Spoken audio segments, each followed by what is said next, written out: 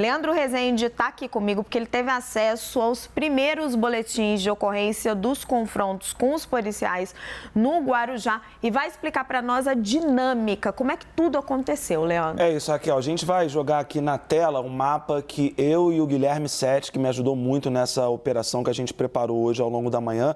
E o que a gente vai contar aqui brevemente é a dinâmica do que aconteceu entre a morte do policial Patrick, que acontece às 10h30 da noite da última quinta-feira, e os 7 primeiros óbitos ali registrados por policiais militares nas delegacias policiais lá do Guarujá. Isso se deu, né, entre a morte do policial Patrick e as outras 7 mortes, que são esses pontos em azul aqui do mapa, isso tudo se deu em pouco mais de 50 horas, entre a noite de quinta-feira e o começo da manhã de domingo. O que revelam esses boletins de ocorrência? Até pegando gancho no que você e a Anne Barbosa estavam comentando. São pelo menos, né, nesse conjunto de boletins que a gente teve acesso, 20 policiais, pelo menos, participaram das 7 ocorrências iniciais que a gente tratou aqui. São 13 mortos até agora, mas a gente teve acesso aos detalhes dos 7 primeiros episódios. Desses mais de 20 policiais que participaram dessas ocorrências,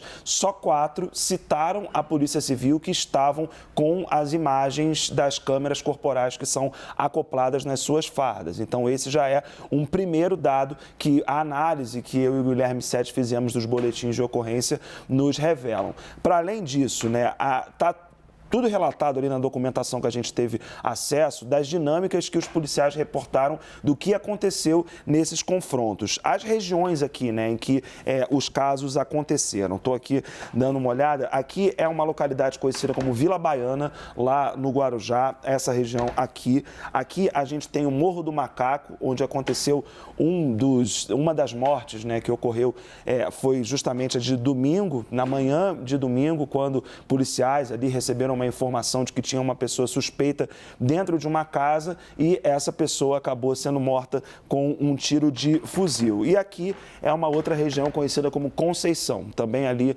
no Guarujá.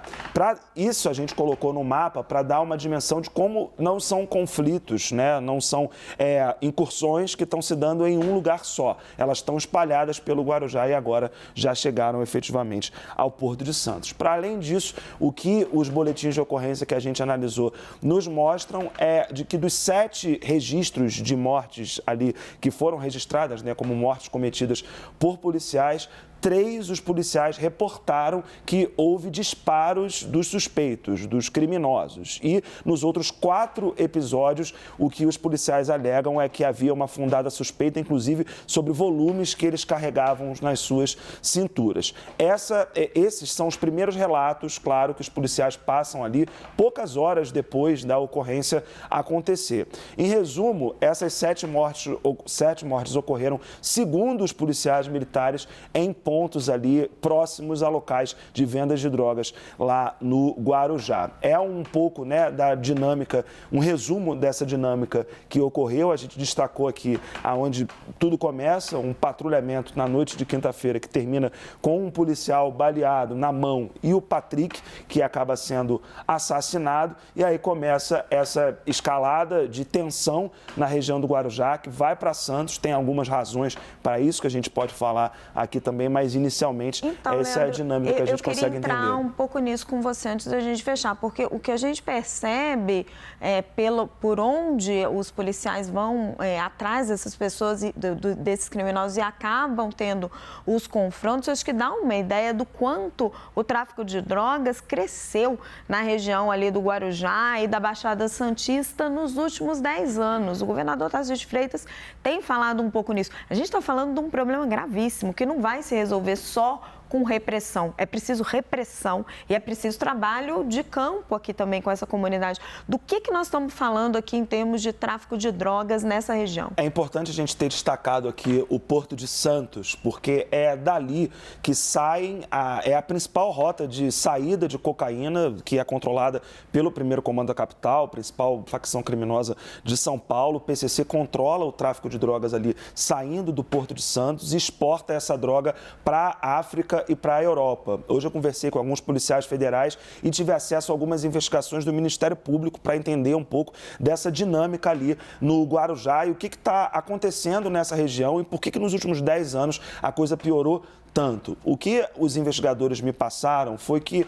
nos anos 70, nos anos 80, o Guarujá era um local de altíssimo padrão de vida, era conhecida como a cidade conhecida como a Pérola do Atlântico. Depois da virada dos anos 90 para os anos 2000, com o avanço do PCC e o crescimento dessa facção, eles passam a entender, isso se deu sobretudo a partir dos anos 2000, a década passada inclusive, o PCC passa a perceber que a exportação da cocaína, a exploração do tráfico internacional de drogas é muito mais lucrativa do que as outras atividades ali que eles faziam de pagamento de mensalidade de presidiário, que era como o PCC se custeava. E acaba que a região da Baixada Santista se torna uma espécie de laboratório para o crime organizado. No seguinte sentido, até conversando com um promotor, já durante o jornal ele me deu essa visão. Mega traficantes como o André do Rap, que foi tão comentado nos últimos anos, né, por decisões do Supremo Tribunal Federal, eles surgem justamente nessa região da Baixada Santista, explorando o tráfico internacional de drogas. Uma investigação do Ministério Público mostrou que entre 2018 e 2019, nessa região foi movimentado mais de R$1 bilhão em drogas. Então, não é só a força policial que vai resolver o problema, tem todo um trabalho de inteligência policial que precisa ser feito. Para fechar, Raquel, com um exemplo, em 2 meses, 2 apreensões da Polícia Federal no Porto de Santos tiraram 1 tonelada de cocaína de lá de dentro do Porto de Santos sem disparar um tiro. Isso aí a gente vê o tamanho do problema.